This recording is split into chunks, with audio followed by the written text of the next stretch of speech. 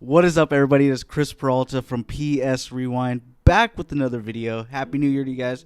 So I want to do my games that I beat this year or last year and do a list and let you guys know what I did. But as always, a like, a subscribe, and let's jump into it. First game on this list is Spider-Man Miles Morales. This was the first game that I beat in January. Great game. If you played the Spider-Man in 2018, same concept. You play as Miles Morales. You get the Venom powers.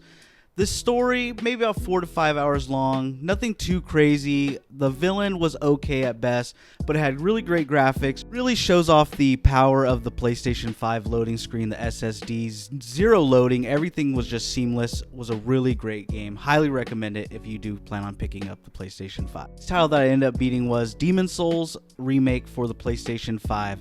If you are a Souls fan, this is a must-play title. Really shows off the PlayStation quality, high fidelity, zero loading. Very great game, but it is a very, very hard one. So if you're not looking for a challenge, I do not recommend picking it up. But if you are, highly recommend it. Definitely a throwback, and that is Anthem. Finally went back and played this, picked it up on a sale. I heard nothing but negative things, but I was wanting to play something like Destiny, and I found it. What I really liked was there. If you're not into RNG based games, this is definitely a pass, but if you are looking for something really fun and unique, Anthem was actually really fun. I wish they would have went back and did more. It sucks that we're probably not going to get an Anthem 2 or a 2.0. But if you can, I highly recommend if you can pick this on a sale. Usually it's less than $5.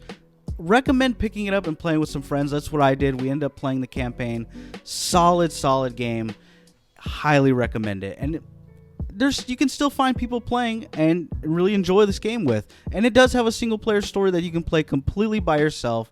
But if you want to have more fun, and I think it is more enjoyable, definitely play this with some friends. I mean, less than $15, you can get 4 people to play. This title I ended up playing was the new expansion for Destiny 2, The Witch Queen. One of the best expansions Destiny has introduced. The villain, the Witch Queen, solid. Savathun. The story has been woven throughout the last couple of seasons through Destiny, and it was a highly recommend. If you do want to plan on picking up, I did do a review on the expansion. I'll drop the link in the description below if you want to hear more thoughts on it, but a really good, and it's the perfect time to jump into Destiny with the new Lightfall expansion dropping here in the next month. Picked up was Ratchet and Clank Rift Apart. Finally been wanting just a fun little game to take away and not stress about anything. It's a fun game, really shows off the really high quality that the PlayStation 5 is capable of, and it's Insomniac Studios. They know what they're doing. One of the best in class. Fun game. Really shows off the ray tracing. I mean, just so much destruction in this one. The gun variants, just so much fun. It was such a blast to just sit back and enjoy something that's very nostalgic. Usually you can pick this game on a sale these days. Highly recommend it. Really fun game. I went back and I ended up playing the PlayStation 5 version, and that was Final Fantasy VII Remake. A very great Japanese RPG. I mean, you cannot get any more better than this. The visuals, 100%. If you're an old school fan of Final Fantasy VII, you will find things that you will really enjoy. If you are a new up-and-coming fan of the series, there's a lot to love.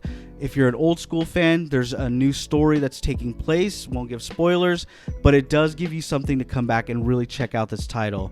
With the PlayStation 5 version, you're getting a very crisp, beautiful PlayStation 4 version. Very good game. The next title was a PlayStation exclusive that dropped in February, and that was Horizon Forbidden West. Guerrilla Studios is seriously impressive about what the work they do. One of the most gorgeous looking games that really shows off the capabilities of the PlayStation 5. And I really like what they did with the story. Now, towards the end, I thought it was okay, but then towards the end, with no spoilers, it really took a turn that I didn't think they were going to go that route with Guerrilla, and they did, and I really liked what they're doing with that story. I cannot wait to see more. We're getting a VR version of a new story within that franchise, so I can't wait to see more. But yeah, platinumed the game, really enjoyed it, and I can't wait to see what Guerrilla keeps bringing us. I mentioned in the previous year that I beat it, but this year I went back and I finally decided to get the platinum, and that was Star Wars Jedi Fallen Order. So when I originally played this on the PlayStation 4, I didn't have one of the trophies glitched and I couldn't get the platinum. So I ended up going back and just redoing a whole playthrough so I could get the platinum trophy. Cannot wait. The sequel is coming out this year, but is one of my favorite titles, and Kel Kestis is one of my favorite characters to be introduced into the Star Wars franchise. So with the new tier system of the PlayStation Plus, they're adding PlayStation 1, PSP, and classic titles. So one of the ones I went back and I played was Ape Escape on the PlayStation 1. Had to get the platinum for this. This was such a nostalgic game for me, having this on the PlayStation 1 and being able to replay it on the PlayStation 5, having a rewind system, no pun intended, and having a bunch of it's just a wacky game. Not anything serious, just fun to take your mind off things and really enjoy it. Now, I don't really like the PlayStation Premium tier. I think it's kind of useless right now. They're not adding as much features as I wish they would. But if you are looking for classic titles, that is the tier you will have to subscribe to. So this title I was looking forward to as a long time as a 90s kid was TMNT Shredder's Revenge. This was such a great game, a throwback to the 90s arcade game of Teenage Mutant Ninja Turtles. If you love the cartoon, the animated series, this is something you're going to love. It has the same sort of art style. They try to bring back a lot of the old voice casting. It was such a fun title. You could play up to 6 people. It was a blast on screen. Ended up playing with some of my friends, and I beat the game. Now, I got to go back, and I really want to get the platinum for this one. But if you are a fan of Ninja Turtles, I cannot recommend this title enough. This next title had a lot of controversy around it, and that was The Last of Us Part 1. A lot of people were upset that they were re-releasing this game, especially charging $70. Look, it is one of the best stories in gaming, hands down. There's no doubt about that. Replaying it on the PlayStation 5 with its high quality, the reimagined cutscenes were incredible. The voice acting in this game is some of the best in class, and I cannot recommend this game enough. Now, I think a lot of reasons they re-released it was because the show is coming out in this month, and they wanted to get a tie-in to really capitalize on all that they could. There's going to be a lot of people that have not played the game that might be interested after seeing the show. I, for one, recommend it. It is a great game, one of the best stories in all of gaming, and I can't recommend it enough. So this title, I originally picked it up on release, but I got in one of those gaming funks where I couldn't really want to play anything and I couldn't take anything serious, and that was Elden Ring. Elden Ring is a behemoth of a game. It has won so many awards. It was the game of the year this year, which I think it does deserve. Now, when I originally picked it on release, I couldn't play it, just wasn't feeling it. I have to be in the mood to play Souls games. So then later on this year, right before God of War and some other titles came out, I decided, you know what, it's time to go back and play Elden Ring. And I really see why this game popped for a lot of people. It is one of the best Souls games, I think, in the genre. I do think it's the best Souls game? I don't think so. I think that's debatable, and there's quite a few titles I think could actually deserve that. Elden Ring is game of the year. I think I know why it hit with a lot of casuals. It is a fun game. It is different metas for you to enjoy, and just lets you open this world where you go out and you can explore and basically take on the game however you decide in which way you want to. And by the end, you finally realize what paths you need to take, what bosses you need to beat in order to finish the end game.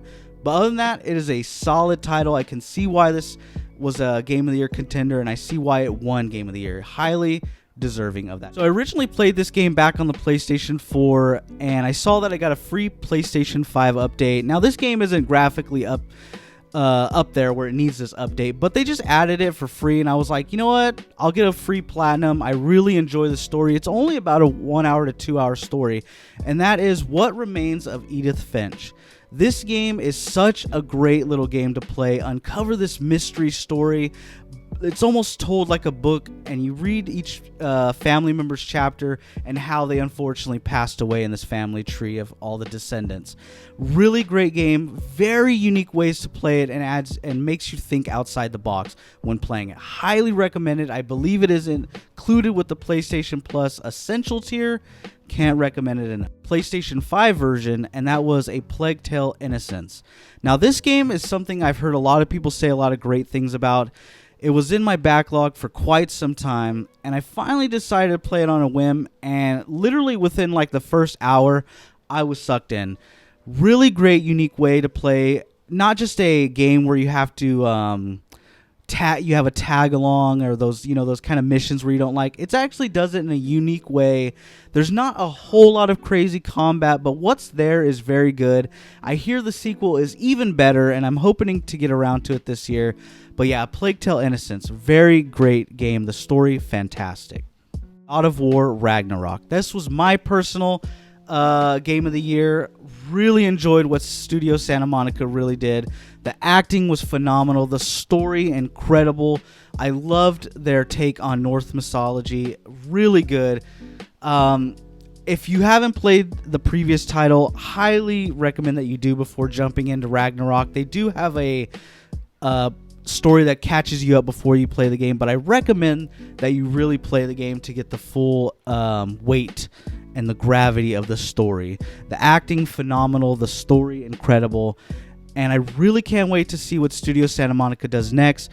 But yeah, shout out to them. They made one of the best games in a while, and wow, incredible. But those are the games that I beat in 2022. Let me know in the comments section below what games you beat and what was your game of the year contender, or what game you thought was game of the year. I would love to know in the comments section below. Made more videos than last year, played more games than last year, was able to find a right balance of everything in between. So I guys want to thank you guys so much and appreciate it. If you guys haven't, subscribe, hit the like button, and I will catch you guys on the next video.